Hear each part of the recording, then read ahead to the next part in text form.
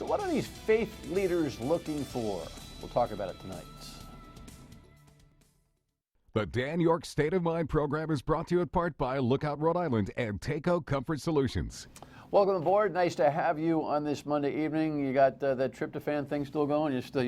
Are you over that? You know, if you have too many leftovers, it lingers, you know. So if you're a little lethargic, like I should be giving you advice on nutrition, right? But I'm glad that I hope that you had a blessed Thanksgiving weekend and you're ready to go as Advent is upon us. And it's the most wonderful time of the year. I won't sing. Reverend Donald Anderson, I'm sure, doesn't want me to sing either. He is here tonight. The Rhode Island Council of Churches has met with the governor, has a post-game response to Donald Trump's election. And for those of you who love Donald Trump, you know, put your helmet on, throw soft things at the television. We'll get through this together. All right, let's go to the rundown and have this conversation. So we woke up this morning to this midday news. And I write this only because it doesn't seem like there's a shooter. We are recording this program in the midday or early afternoon, and sometimes we don't catch up on all the things that you have when you see the show finally. But here's what CBS was reporting in the middle of the day. It's still a very active situation. Police swarmed the campus of Ohio State University in Columbus, responding to reports of an active shooter. The university's Twitter account warned students, active shooter on campus, run, hide, fight. Watts Hall, 19th and College. Watts Hall houses the Department of Materials Science and Engineering. The CBS affiliate in Columbus reports the attack began when a vehicle crashed into the building. Firefighters responded to a possible gas leak. Someone did run over a crowd of people with their car. Police say one assailant was killed by law enforcement, but the campus remained on lockdown as the search for possible accomplices continued. Yeah, and so as the day rolled along, and you probably have seen more news on this now that it's prime time and late night as you watch this program, there was no gun. It was a machete. And so it's, you know, I understand the reaction, the campus reaction, run, hide, fight is worth us reviewing with security people again anyway, because that's an interesting charge, right, to the personnel on the campus.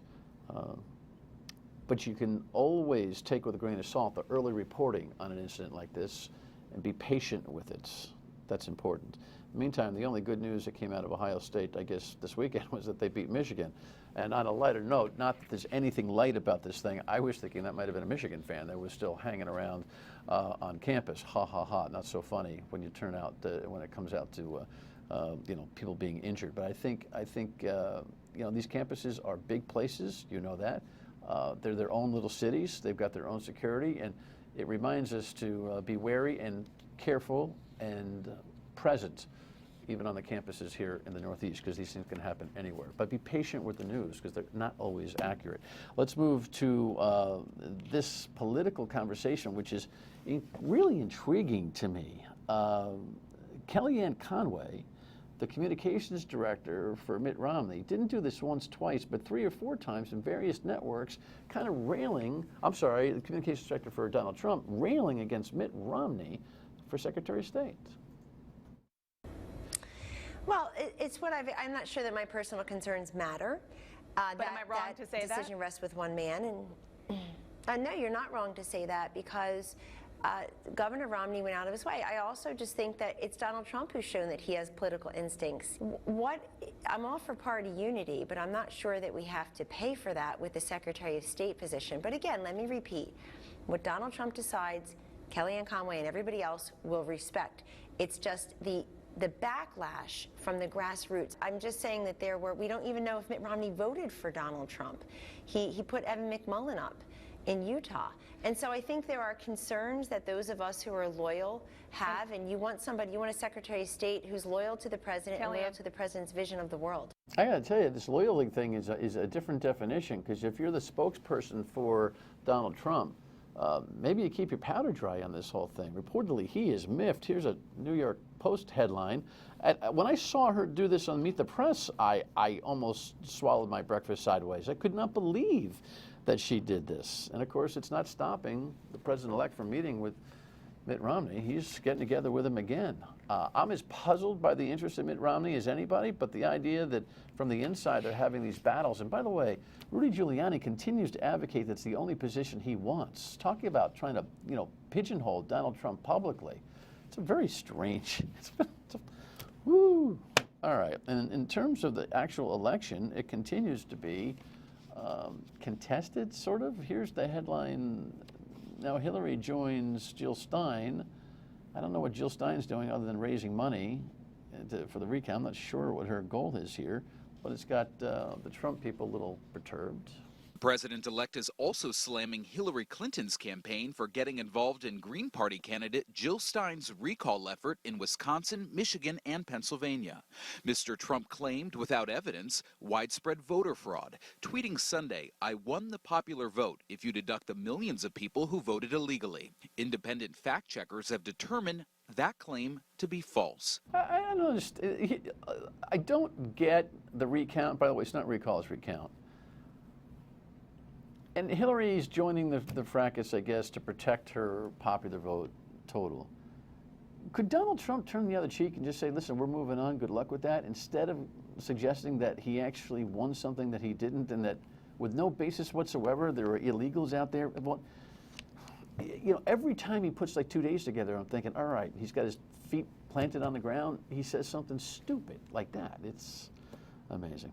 Anyway, I'm sure my guest will have something to say about that. The post-election faith community has been involved in conversations with political leadership here, the governor et al., and Reverend Donald Anderson joins us from the Rhode Island Council of Churches and the community at large. Good to see you, my friend. It's good to be here. Anything about Donald Trump and the illegal representation he's making there? I don't know. It seems to me that when you win, you become magnanimous and you move forward, right? And you try to do what you want to do. So I don't understand. I mean, there's a lot I don't. The older I get, the more I realize there's less I understand sometimes. Let's establish a couple things. You didn't vote for Donald Trump, did you? I did not. No, I did not. And I'll tell you why. And I think he's borne out some of my biggest fears. The first thing that he chose to do when he became clearly was going to be the nominee, he named Mike Pence as his vice presidential candidate. Mike Pence has had a history of, in my mind, a very repressive approach towards our religious freedom and a bad sense of religious freedom. And we don't have a ton of time here, but there is something called the Restoration of Religious Freedom Act, which was a federal bill passed in the early 90s over a very specific situation. There are now several states, and Indiana is one of them, and Governor Pence signed into law their own version of Restoration of Religious Freedom Act, which is, I want to say thinly veiled, but it's not even thinly veiled. What it basically is an attempt to legitimize people being able to use religion as a reason for prejudiced activity towards LGBT folks. And I think religious freedom is too important, and we ought not to be using it in that way. And I think that people have a right to believe what they want to believe, and I protect even people who don't believe what I believe, but do it within the religious sphere. I protect that right, and we protect that right all the time. And then, there's a lot of concern over other appointments. For example, Steve Bannon. The Jewish community is very, very concerned about what a Bannon appointment means. And Sessions' appointment, people in the civil rights movement are very, very concerned about what that appointment means. So there are things here, people who've been appointed, who have said things in the past, who've acted and voted in certain ways in the past, that have a record that cause us to be somewhat concerned. All right, so those are three personnel issues that all of which could be 2 shows apiece. Sure. But the Pence thing is interesting because his disposition, his demeanor was so much more presidential than Donald Trump's was over the course of the election season that I think it probably caused a lot of people just to trust in that perceived stability, balancing off a perceived problem of stability with Donald Trump, and not spending a lot of time looking into his stuff. Oh, I think you're right. I think you're absolutely, I would agree with that 100%. I mean, he's got a real problem with the gay community, big time. There's no doubt about that. And It'll be interesting to see whether or not he has some kind of transformation. It's one role being governor and having a chance to affect legislation and a culture in your state perceived, at least by his leadership stance there, and what he'll do to impact this conversation in Washington. Washington tends not to puree, but to wash out a lot of this stuff. So I Don't you agree agree with you. I think generally speaking, that's true. But a lot of things that we have known to be generally true in the past, in the last year have proven not to be true. So one of the things that I have a concern about, and I hope my concern is wrong, I mean, I really do, but one of the things I have a concern about is there was a substantial base, conservative base, some of it alt-conservative, some of it more mainstream conservative, that really are looking at making differences on some issues that we think have surround religious freedom. And so time will tell.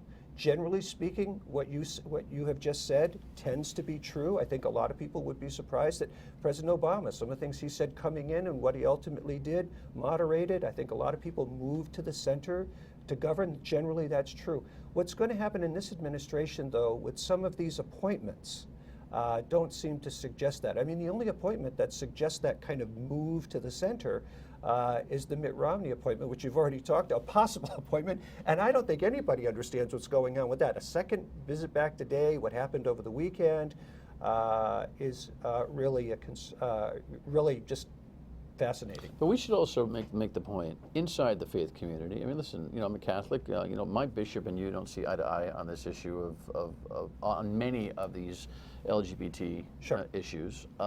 So you speak from a perspective, but nobody owns the faith community either. That's absolutely correct. What I would say is this, Dan, that what we would ardently go to the wall for is the Roman Catholic churches or the Orthodox Jewish community or any community that has a more traditional view on the LGBT situation, that within their community to make any definition they want to organize in any way they want to within their faith community, that is absolutely right. And I will defend that till I die. Where I think we need to be thoughtful is when we take our positions. It's one thing for me to go in and say, from my faith position, I'm arguing and making this case about public policy. It's another thing for me to go in and try to say, I want to make my perspective the law of the land. That I think is where the difference comes. The other thing I would just share with you that really affects Rhode Island, because we've talked about some national things. It's a great transition place, because I want to know what's going on with these governor meetings and what the Rhode Island perspective is. So we'll be right back. Don't go anywhere. The mayor has to make the decisions he feels are best as he's running the city of Providence. I want the people of Rhode Island to know we're going to keep them safe, and we are a welcoming, tolerant state, and there's no place for hate, and we're going to, make sure that we stay true to those values. So I believe the governor is reflecting on the mayor's efforts for a Muslim committee of sorts. He kind of focused on that. And the governor has been talking about this protection of everybody thing. Obviously, the governor's taken quite a hit with Hillary Clinton losing that election. I'm sure it took her breath away, like a lot of folks have. I want to talk about your meetings with the governor, but first, you were saying about Rhode Island specifically. Yeah. So, and this kind of came out of the governor's meeting as well, but it's what we've heard over and over again, is that in representatives of all of the faith communities in Rhode Island, there are people who are concerned. And one of the reasons they're concerned is because what this election has done is taken off the lid of civility. So let me give you one example. So I have a very close friend who's an Orthodox rabbi. As an Orthodox rabbi, he lives close enough to his synagogue so he can walk to synagogue, especially on Sabbath. He's been here 4 or 5 years, walked to synagogue, never had an issue. Donald Trump becomes elected. It's clear he's got a yarmulke on his head. It's clear who he is. And since the election, several times people have slowed down or stopped, rolled down their window, and yelled nasty things at him because he's a Jew. I mean, that's insane. And the talking to the folks in the Muslim community, especially for Muslim women who wear the hijab, I mean, that's like a neon sign, right? That I'm a Muslim person. They are feeling, people are saying things to them, and there are things being done that in the past people might have felt, but there was some reserve. That reserve seems to have gone away, and that's a real concern. Do you think that the reserve has gone away? I'm not going to argue that the reserve has gone away. I think almost everybody's got to stipulate to that. Is it gone away because the election itself was so raw, or because Donald Trump gives you some indication that he supports this kind of anger? Look, I think the guy's off his rocker, but in some ways he's our president-elect, so I'm going to learn to be more respectful, honestly, because it's been a process for me. I mean, I'm clear with this audience about it, but I'm going to give him a chance. And as I promised, by the way, half of what, or more than half of what he was going to told you he was going to do ain't going to happen, or he really didn't have a marriage to those philosophies. But I'm not ready to tie him into the kind of bad behavior and anger that you just illustrated. So what do you? So let me push back a little bit on that. Okay. So when people are in a position of public notice, like yourself, okay, when you say things, there are consequences that of some of the things that we say. I think when you have a candidate for president suggest at one point a ban on all Muslims and really emphasize that. Okay, well, it was then completely off track. Come back and talk about a registry for what that does is that kind of gins up the energy of those people who are receptive to that. Now, I happen to believe that it's a minority of Americans. I don't believe there's an overwhelming number of Americans who believe that way, but there's enough who I think felt that someone speaking at this level really gives them permission to come out. Now, I don't know this for a fact, but there was reported that a week ago Saturday, there were some people who drove through Thurber's, on Thurber's Avenue up on the east side in pickup trucks with big American flags, yelling things at people with big Trump bumper stickers and so forth. Is that the majority of Is that the majority of people who voted for Donald Trump? No, I don't believe that. But it only takes a small number of people to now create unrest and fervor and to create fear in people's lives. One of the things I know happens, because we work a lot with the Jewish community, there's a lot of anti-Semitic things that happen even in our own state that never get reported because people, I believe that's true. I don't see the connection to Donald Trump. The Muslim ban, I agree with everything you just said, elevated the conversation, gave permission for X and Y, but I'm perplexed over our Jewish community feeling the brunt of this. I don't see where that generates from. Well, I will tell you, I'm part of a Jewish-Christian dialogue that the National Council of Synagogues and National Council of Churches does. And it just so happened that we had a scheduled meeting in Charleston, South Carolina, a week ago Wednesday. And so Rabbi Wayne Franklin, who also serves on this, about 30 or 40 of us that meet together once or twice a year. And I will tell you that the Jewish community that was there were very concerned about what the implication is. Steve Bannon has a lot to do with this. That is a real concern. And there's a lot of concern about what's going to happen with Israel. There are many people who are pro-Israel. Netanyahu is very happy that Donald Trump got elected. I'm sure he is. There are many people who are pro-Israel, but also realize that there's an issue in the West Bank with the Palestinians, and who really want to see justice and peace for everybody. And one of the things that came out, there was a New York Times article last week that talked about the possibility, again, these are possibilities, right? But the possibility of just saying to the Israelis, just take over 60% of the West Bank.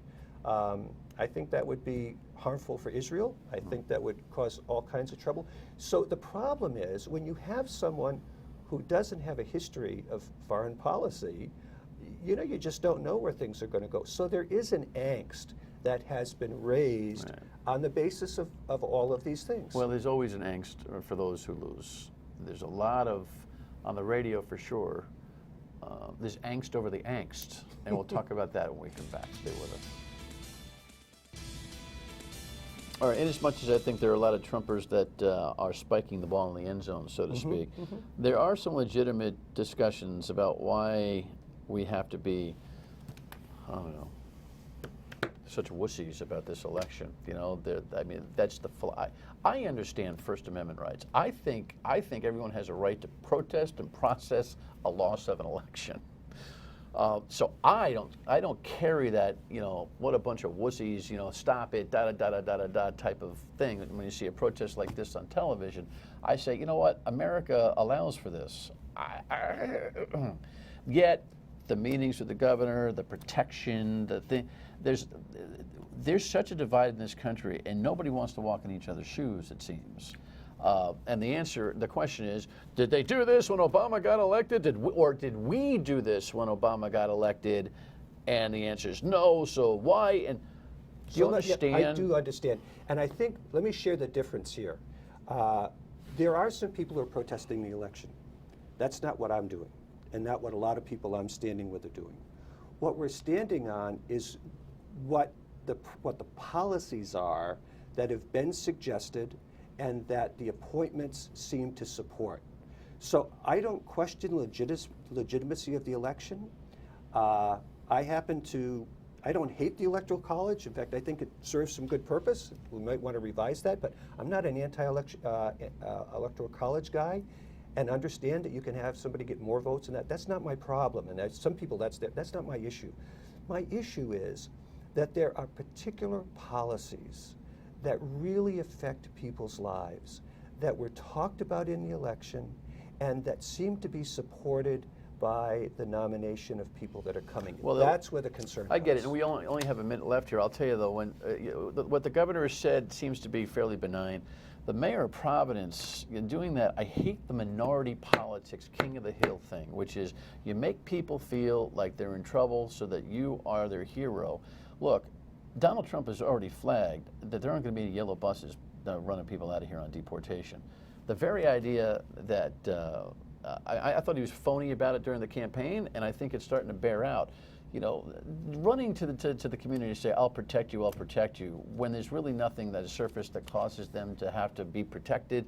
You know, information about how they're okay is better done. Running around with weekly meetings saying, you know, I'll take care of you is the politics that makes me sick, to be honest with you. And I appreciate that, but just understand that there are people who have already received some threats. This has happened. I mean, the rancor is ginned up. Threats in the immigrant community, in the Muslim community, in the Jewish community, but the threats in the come African from American random community. places. Right, but it's still there. You still feel that. And if you're a vulnerable person, look, you and I, we're okay, right? We're white guys, you know? We're old white guys. Nobody's coming after me. Nobody's made fun of me because my grandparents came from Scandinavia. But if you feel vulnerable, then you know you take this differently, and you do appreciate people saying, "Look, we'll stand with you." If nothing happens, good, no harm, no foul. We'll talk more. It's always good to see you. It's good to be here. Thanks, Dan. We're not that old yet. Well, I am. I'll fix me. Final word, and we come back. Listen, all points of view post-election are welcome here. We are going to continue to talk to people in the community about what their concerns are with this election, not because it's my agenda, but because their agenda is getting the coverage. Do you follow that? So make note of that. We're always welcome to everybody's point of view. We're also welcome to a potential Super Bowl with the Pats and the Giants. I know it's way early, but don't you feel like it's kind of setting up? Just saying. Pats fans don't like that news. We'll see you tomorrow at 3 on WPRO and back here tomorrow night. Bye-bye.